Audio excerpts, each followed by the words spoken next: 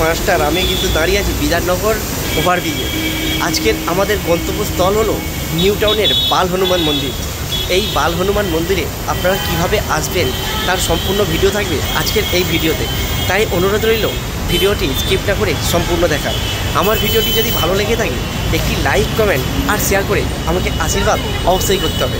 তো চলুন আজকের আমাদের জার্নি শুরু হোক বিধাননগরের 4 নম্বর প্ল্যাটফর্ম থেকে।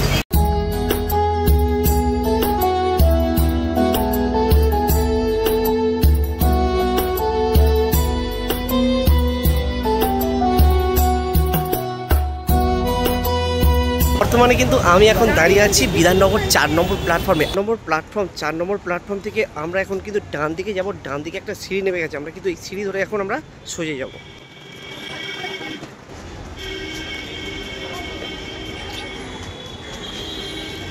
বিধাননগর 4 নম্বর প্ল্যাটফর্ম থেকে আমাদের বার হতে হবে। প্ল্যাটফর্ম থেকে বার হলেই আপনারা লেক টাউন যাওয়ার বাস পেয়ে যাবেন। আমরা জার্নি শুরু করেছিলাম বিধাননগর রেল স্টেশন থেকেই, যাতে আপনাদের আসতে অসুবিধা না হয়।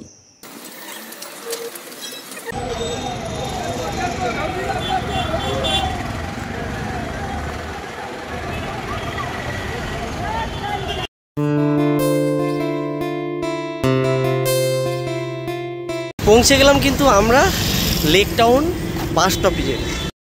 আর আমাদের বিধাননগর থেকে কিন্তু সময় লাগলো মাত্র 7 মিনিট, আর গাড়ি ভাড়া পড়লো কিন্তু মাত্র 10 টাকা করে। আমাদের কিন্তু এইবার এই রাস্তা সোজা জোরে ক্লক টাওয়ারের দিকে হাঁটতে হবে। এই যে সামনে ক্লক টাওয়ার দেখতে পাচ্ছেন, এই ক্লক টাওয়ার থেকে কিন্তু আমরা এখন এই রাস্তা ধরে একদম সোজা যাব। আমার সামনে যে বিশাল ক্লক টাওয়ারটি দেখছেন, এটি লন্ডনের ওয়েস্ট ম্যানচেস্টার শহরের বিগ বেনের একটি অতিরূপ, যার লেক টাউন ভিআইপি রোডে অবস্থিত। এই ক্লক টাওয়ারের উচ্চতা প্রায় 30 মিটার, যেটি বিগ বেনের 1/3। 2015 সালের অক্টোবর মাসের এটি তৈরি হয়। এটি তৈরি করতে খরচ পড়ে 1,36,00,000 টাকা।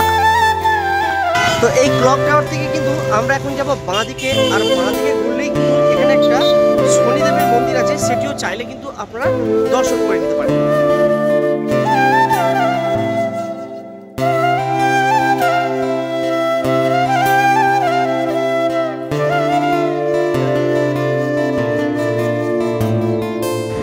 শনি ও কালী মন্দির দর্শন করে আমরা এবার যাবো রাস্তার উপরে। রাস্তার উপরে আমরা কিন্তু দেখতে পাবো গেট নম্বর 1 সাবওয়ে। ওই সাবওয়ের পাশ থেকে কিন্তু আমরা এখন যে সরু রাস্তা চলে গেছে, ওই রাস্তা ধরে আমরা এখন যাবো।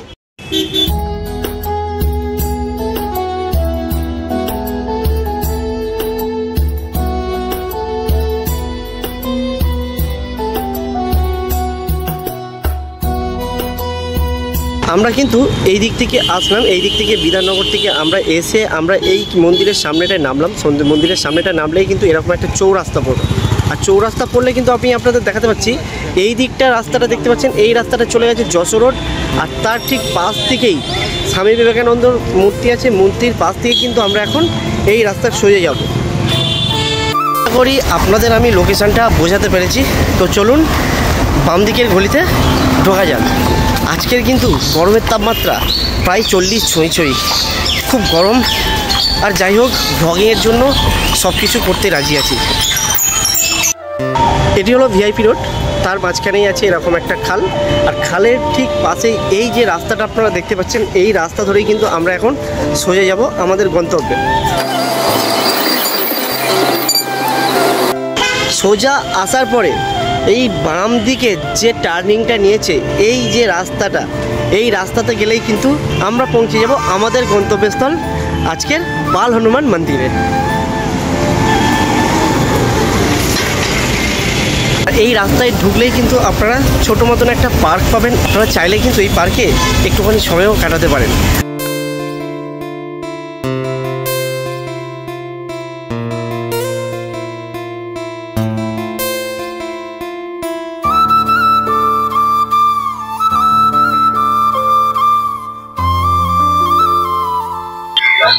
কলকাতার বুকে এত সুন্দর একটা মনোরম পরিবেশ, একটা পার্ক আছে, সেটি আগে দেখিনি। আপনারা যারা এই বাল হনুমান মন্দিরে আসবেন অবশ্যই কিন্তু এই পার্কে ঘুরে যাবেন। আমি যখন অফিসে যেতাম তো বাস থেকে এই পার্কটি আমি দেখতাম, তো ভাবলাম হনুমান মন্দির দর্শন করতে আসছি, আপনাদেরও দেখিয়ে দিই এই পার্কটি, আপনাদেরও একটা নতুন ঠিকানা হয়ে যাবে। তো চলুন আস্তে আস্তে পার্কের বাইরে যাওয়া যাক, দেখা করি আপনাদের সাথে মন্দিরের সামনে গিয়ে।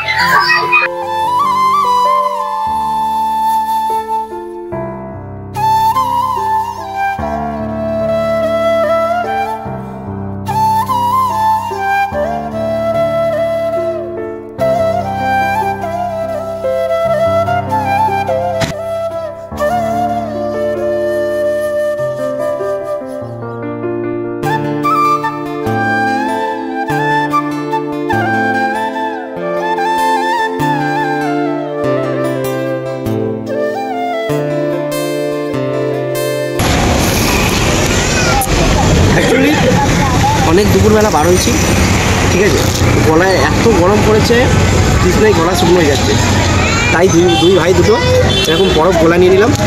20 টাকা করে দাম নিল, দুটোই কিন্তু মিক্স নিলাম, খুব সুন্দর টেস্ট।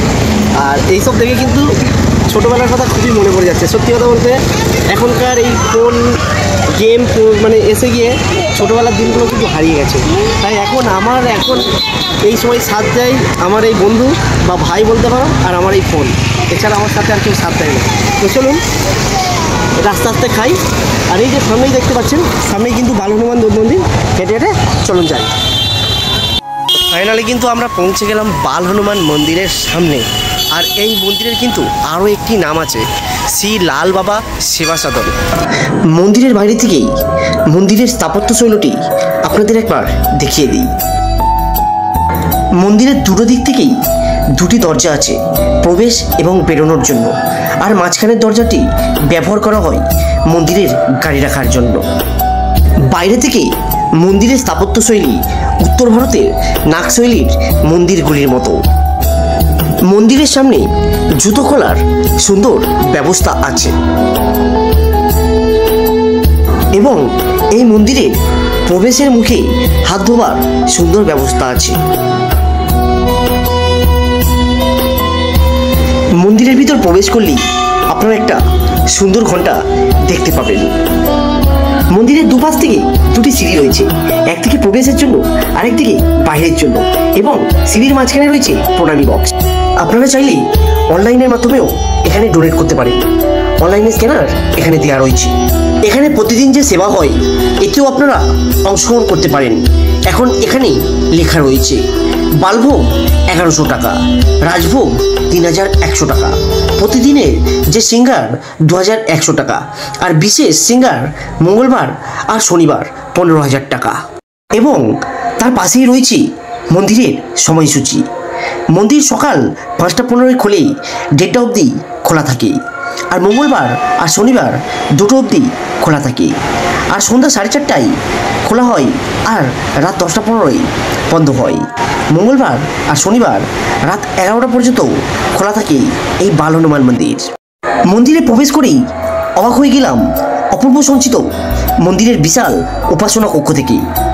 উপাসনা কক্ষের মধ্যে নানা রঙের কারুকার্য করা শ্বেতপাথর দিয়ে তৈরি করা আছে, এবং দুটি পাশে 17 ইঞ্চি পাতা আছে ভক্তদের বসে ভগবানকে এক মনে প্রার্থনা করার জন্য। বিশাল উপাসনা কক্ষের সামনে মন্দিরের 3টি গর্ভগৃহ। গর্ভগৃহের সামনে খুব সুন্দরভাবে সাজানো। মন্দিরের মূল গর্ভগৃহের মধ্যে অপূর্ব গর্ভখচিত বেদির মধ্যে বিরাজ করছেন শ্রী বাল হনুমানের বিগ্রহ, পদতলে তার প্রিয় গদা, এবং ডান পাশে রাম সীতার বিগ্রহ, আর বাম পাশে রাধা কৃষ্ণের বিগ্রহ, এবং একদম উপরে রয়েছে সিদ্ধিদাতা গণেশের বিগ্রহ। এবং বাম পাশের গর্ভগৃহে ভগবান শিব শিবলিঙ্গ রূপে বিরাজ করছেন। এবং মূল গর্ভগৃহের ডান দিকে বাল হনুমানের বাল্য জীবনের অনেক ছবি বেদির উপরে বসানো আছে। এবং এই গর্ভগৃহের সামনেই বেদির উপরে এই মন্দিরের প্রতিষ্ঠাতা বাবা অর্জুনলাল শর্মার বিগ্রহ বসানো আছে। মন্দিরের সন্ধ্যারতি শুরু হয় 7:15 থেকে, ঘুরতে বাজে এখন 6:50। এই কিছু সময়ের মধ্যেই মন্দিরের সামনে দিয়ে কী বাস যায় তা আপনাদের দেখিয়ে দিই। আর আপনারা যারা শিয়ালদা হয়ে আসতে চান তো তারা 223 বাস ধরে একদম ডাইরেক্টলি চলে আসতে পারবেন এই বাল হনুমান মন্দিরে। আর আপনারা যারা হাওড়া স্টেশন থেকে আসবেন তারা 215/1 বাস ধরে শ্যামবাজার হয়ে চলে আসতে পারেন এই বাল হনুমান মন্দিরের একদম সামনে। তো আপনাদের আমি বাস রুটগুলো বোঝাতে পারলাম। ঘড়িতে বাজে এই মুহূর্তে 7:10। তো চলুন 7:15 আমাদের আরতি শুরু হয়ে যাবে। তো আস্তে আস্তে আবার মন্দিরের ভিতরে প্রবেশ করা যায়। ঘড়িতে বাজে সন্ধ্যা 7:15। প্রথমেই দেবাদিদেব মহাদেবের আরতি দিয়ে শুরু হবে এই মন্দিরের সন্ধ্যা আরতি।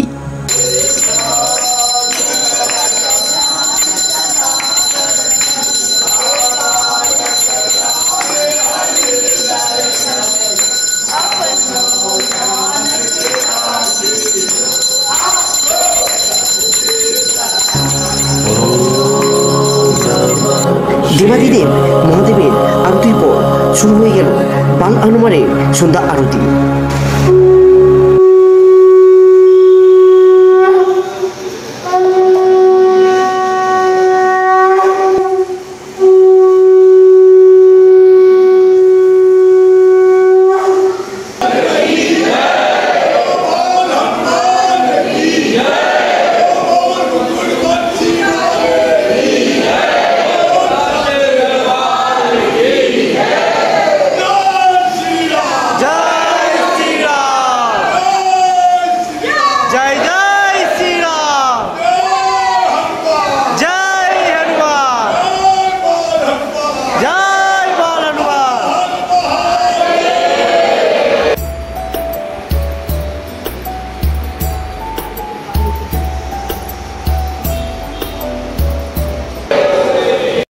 মন্দিরে সন্ধ্যারতি শেষ হওয়ার পর মন্দিরটিকে 3বার প্রদক্ষিণ করে নিলাম এবং মনের যত ইচ্ছা আছে সেটি বাবাকে জানালাম।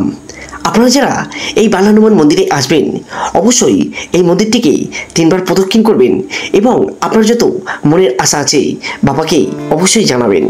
তো আজকের ভিডিওটা আমরা এখানেই শেষ করলাম। ভিডিওটি কেমন লাগলো অবশ্যই কমেন্ট করে জানাবেন। যদি ভালো লেগে থাকে একটি লাইক আর একটি শেয়ার করে আমাকে আশীর্বাদ অবশ্যই করবেন। তো আপনারা সকলেই ভালো থাকবেন আর সুস্থ থাকবেন।